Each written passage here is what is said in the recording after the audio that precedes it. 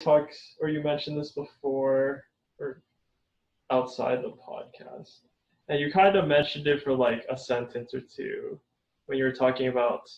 This is changing the subject, by the way. Okay. How your high school was like years were formative of who you were Uh-huh. for.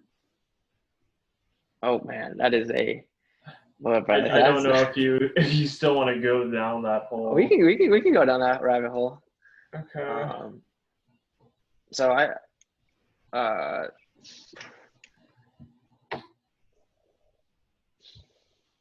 freshman year, um, I was trying to prove people wrong, basically, or my brother basically said, my brother and I have had a weird relationship growing up, but it's getting better. Freshman year of college, Freshman year of high school.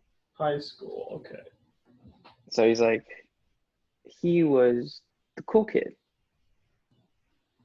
He was he was the guy. He didn't necessarily have the grades, but socially was the guy. Invited to every party, every gathering, which is fine. Um, but he told me he's like, you know, middle school is fine. You got to prove to me in high school that you can grind. Johnny, you're muted. I'm not talking. Oh, my bad. So basically,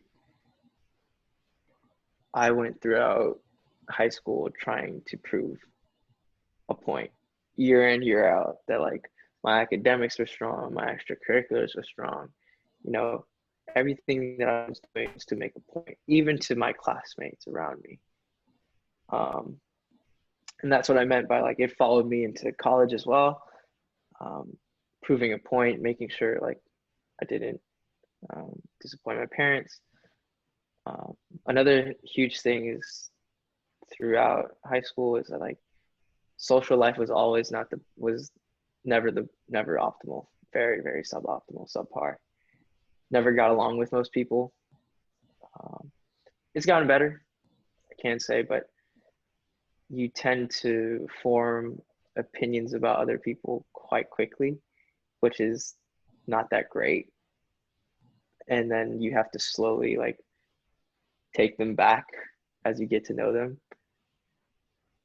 Um, so, and then oof, this will touch on relationships too. Like I had two really bad relationships. Um, so that also influenced my date, like how I view dating. Even up to this point, like loyalty is huge for me.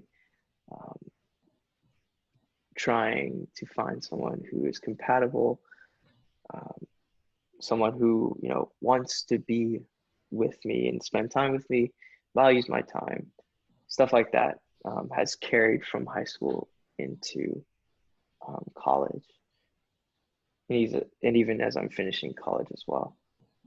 Sometimes I get really upset when people don't text back like quickly.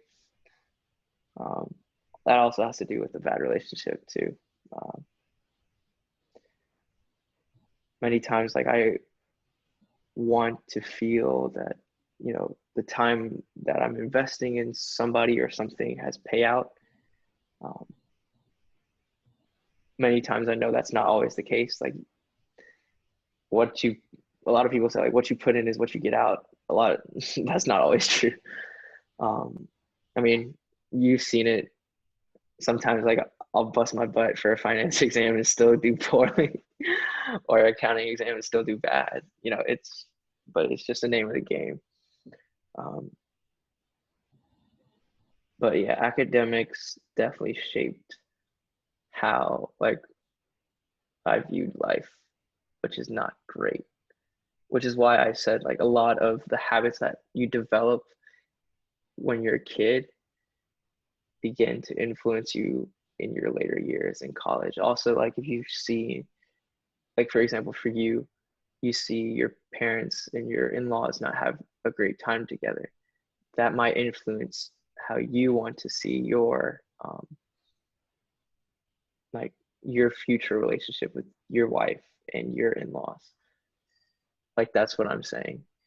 When I mentioned, I mean, we've kind of it was really unorganized. I'm sorry, but like that's basically what I meant. I touched on earlier. It's like your high school years and your early years definitely affect how you see life later. Yeah,